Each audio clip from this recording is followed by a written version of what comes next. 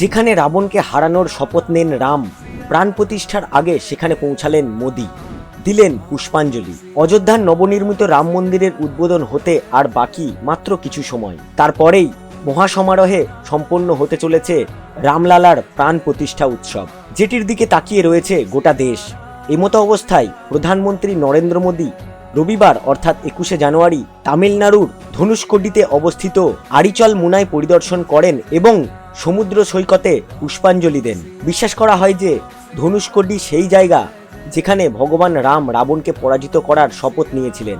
সেই প্রসঙ্গে social media platform x হ্যান্ডেলে প্রধানমন্ত্রী নরেন্দ্র মোদী জানিয়েছেন, ভগবান শ্রী রামের জীবনে বিশেষ তাৎপর্য ধারণকারী আরিচল মুনাইতে থাকার সুযোগ হয়েছে। এটি রাম সেতুর সূচনা বিন্দু। উল্লেখ্য যে এর আগে শ্রী কথান্দারামা স্বামী মন্দিরে পুজো দেন মোদী। কথান্দারামা নামের অর্থ হল ধনুকের সাথে রাম। এই মন্দির ধনুষ্কোডিতে অবস্থিত। কথিত আছে যে রাবণের ভাই বিভীষণ এখানে প্রথমবার রামের সাথে দেখা করেন এবং তার কাছে আশ্রয় প্রার্থনা করেছিলেন। এদিকে সোমবার অর্থাৎ 22শে জানুয়ারি অযোধ্যায় সম্পন্ন হতে চলা রামলালার প্রাণ প্রতিষ্ঠার আগে প্রধানমন্ত্রী মোদী ধনুষ্কোডি পৌঁছে যান। এর আগে শনিবার অর্থাৎ 20 জানুয়ারি তিনি তিরুচিরাপল্লীর শ্রী রঙ্গনাথ স্বামী মন্দির এবং রামেশ্বরমের শ্রী আরুলমিগু রামনাথ স্বামী মন্দির পরিদর্শন করেছিলেন। এদিকে অযোধ্যায় অনুষ্ঠিত হতে চলা ওই জমকালো অনুষ্ঠানকে সামনে রেখে শহরে নিরাপত্তা বাড়িয়েছে উত্তরপ্রদেশ পুলিশ।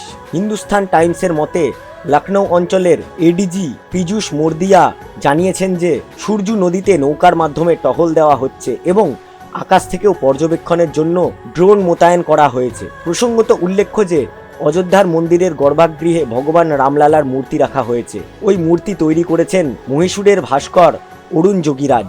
মূর্তিটি 51 ইঞ্চি লম্বা এবং মূর্তিটির ওজন হল 1.5 টন। ভগবান রামকে মূর্তিটির মাধ্যমে 5 বছরের শিশু হিসেবে উপস্থাপিত করা হয়েছে। এদিকে প্রাণ প্রতিষ্ঠার অনুষ্ঠানের পর রামলালাকে দেওয়ার জন্য 56 ভোগ প্রসাদও লখনৌ থেকে অযোধ্যায় পৌঁছেছে।